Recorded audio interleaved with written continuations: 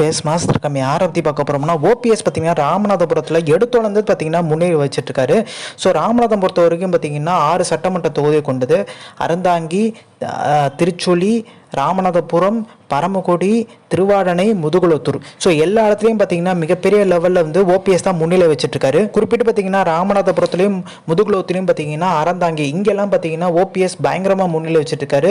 கிட்டத்தட்ட பார்த்தீங்கன்னா நவாஸ்கனிக்கும் அவருக்கே ரொம்ப தூரம். இங்கே அதிமுக போட்டியே இல்லை. நவாஸ்கனி பார்த்தீங்கன்னா ஒரு தடவை வாய்ப்பு கொடுத்துட்டாங்க 2019.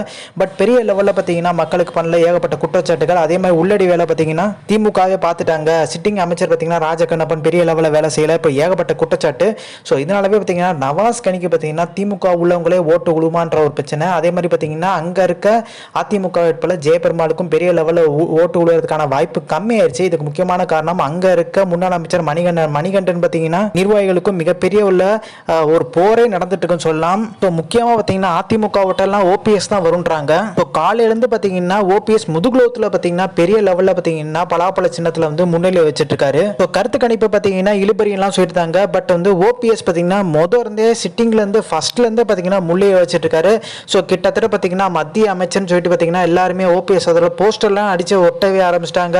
ஸோ கொண்டாட்டத்தில் இருக்காங்க ஓபிஎஸ் அணியினர். ஸோ சிறுபான்மை ஓட்டெல்லாம் பார்த்தீங்கன்னா நவாஸ்கனிக்கு போயிருந்தாலுமே வந்து அங்கே வந்து பாஜகவுக்கு மிகப்பெரிய லெவலில் செல்வாக்கு இருக்குது. இதுக்கு முன்னாடி நைனா நங்கேந்திரன் நிற்கும் போது பார்த்தீங்கன்னா கிட்டத்தட்ட வந்து சராசரியாக 3 லட்சத்துக்கு மேலே பார்த்தீங்கன்னா வாக்கு வாங்கியிருந்தாரு. அதே தேர்தலில் பார்த்தீங்கன்னா 2019 அமமுக வேட்பாளர் ஆனந்தும் பார்த்தீங்கன்னா 1 லட்சத்துக்கு மேலே வாக்கு வாங்கியிருந்தாரு. ஸோ இதெல்லாம் பார்த்தீங்கன்னா ஓபிஎஸ் வந்து காப்பாற்றி விடுன்றாங்க. அதே மாதிரி பார்த்தீங்கன்னா சமூக வாக்குகள், ஓபிஎஸ்க்கு தனி செல்வாக்கு, இதெல்லாம் பார்த்தீங்கன்னா மிகப்பெரிய லெவலில் பார்த்தீங்கன்னா ஓபிஎஸ் வந்து 2 லட்சம் வாக்கு வித்தியாசத்தில் பார்த்தீங்கன்னா ஓபிஎஸ் ஜெயிக்கிறதுக்கான வாய்ப்பு இருக்குது. அதுக்கு முன்னாடி அதிமுகவோட எம்பியாக தான் இருந்தார்.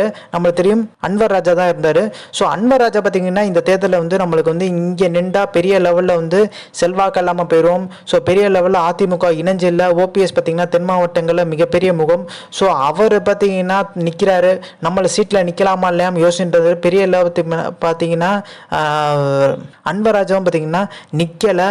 ஸோ அந்த இடத்துல பார்த்தீங்கன்னா அதிமுக வேட்பாளர் ஜெயபெருமாளுமே பெரிய லெவலில் கடைசி நேரத்தை வேலை பார்க்கல. ஓபிஎஸ் தோக்கடிக்கணும் ஒரு எண்ணத்தில் தான் அதிமுக பார்த்தீங்கன்னா அங்கே இறங்குச்சு. டம்மி ஓபிஎஸ்களை பார்த்தீங்கன்னா 4-5 பேர் இறக்கி விட்டுருந்தாரு. ஸோ அதெல்லாம் பார்த்தீங்கன்னா தகுதிபடி ஆகி ஓபிஎஸ் எடுத்தோன்னு வந்து முன்னிலைன்றாங்க. ஸோ இந்த இன்ஃபர்மேஷன் பிடிச்சா like share subscribe. Thanks for வாட்சிங் திஸ் வீடியோ.